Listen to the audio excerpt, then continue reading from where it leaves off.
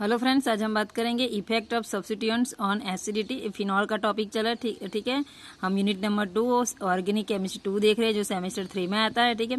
तो कौन कौन से जो सब्स्टिट्यूएंट्स है, ठीक है, मतलब कि कौन कौन से जो सब्स्टिट्यूएंट है जो एसिडिटी पे अफेक्ट कर रहे हैं फिनॉल में, ठीक है। तो पहला हमारा जो है वो है फैक्टर इलेक्ट्रॉन डोनेटिंग ग्रुप, ठीक है। तो फिनॉल का जब डिसोसिएशन होता है तो फिनॉक्साइड आयन बनता है, ये आप देख रहे हो फिनॉक्साइड आयन है, ठीक है।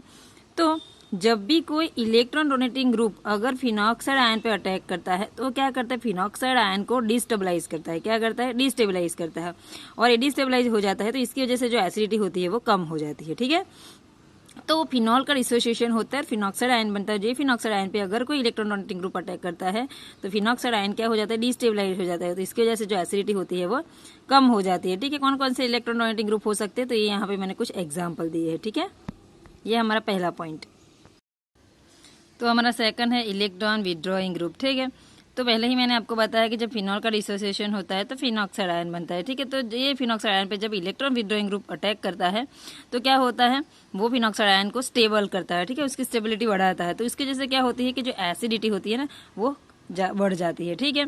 तो इलेक्ट्रॉन विड्रॉइंग ग्रुप क्या करते हैं, फिनॉल की एसिडिटी को इंक्रीज करते हैं, ठीक है। यहाँ पे आप देख सकते हो कि मैंने कुछ एग्जाम्पल लिखे हैं जो इलेक्ट्रॉन विड्रॉइंग ग्रुप के हैं, ठीक है। थर्ड है हमारा आई इफेक्ट, ठीक है। तो आपको पता है कि फिनॉल के पास तो माइनस आई इफेक्ट है, ठीक है।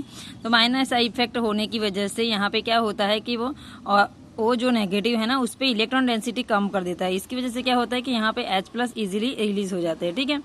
तो इसकी वजह से क्या होता है कि जो एसिडिटी होती है ना, जहाँ पे H+ इजीली रिलीज होगा ना, H+ इजीली रिलीज इसलिए हो रहा है क्योंकि यहाँ पे जब फिनॉक्साइड आयन बनता है ना तब रेजोनेंस स्टार्ट हो जाता है, ठीक है। और रेजोनेंस स्टार्ट हो जाता है तो यहाँ पे ओप के जो इलेक्ट्रॉन डेंसिटी है ना वो कम हो जाती है और H+ यहाँ से इजीली रिलीज हो जाते हैं ड्यू टू रेजोनेंस। तो इसकी वजह से जो एसिडिटी होती है ना वो बढ़ जाती है, ठीक है। तो फिनॉल जो है वो माइनस आई इफेक्ट देता है, ठीक है। और फिनॉक्साइड आयन बनते ही वहाँ पे रेजोनेंस स्टार्ट हो जाता है तो इलेक्ट्रॉन डेंसिटी O नेगेटिव पे कम हो जाती है, जिसकी वजह से H+ इजीली रिलीज हो जाता है और यहाँ पे एसिडिटी जो होती है वो इंक्रीज हो जाती है, ठीक है। और हमारा लास्ट जो फैक्टर है वो है हाइपर कॉन्जुगेशन, ठीक है।